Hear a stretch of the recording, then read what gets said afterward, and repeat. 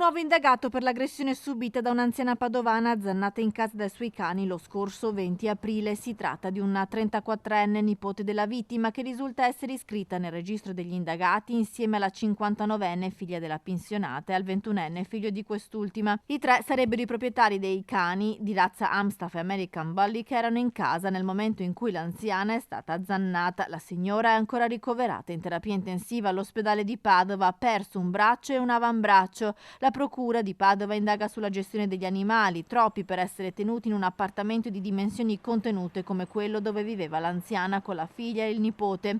I cani sono tutti di grossa taglia, una di loro era anche in attesa di 15 cuccioli nati in questi giorni dopo il trasferimento in un canile di Rubano. Il servizio veterinario dell'USL 6, infatti, dopo i fatti aveva disposto il trasferimento in una struttura consona. Le indagini della procura vogliono anche chiarire se ci fosse un commercio non proprio legale di cani.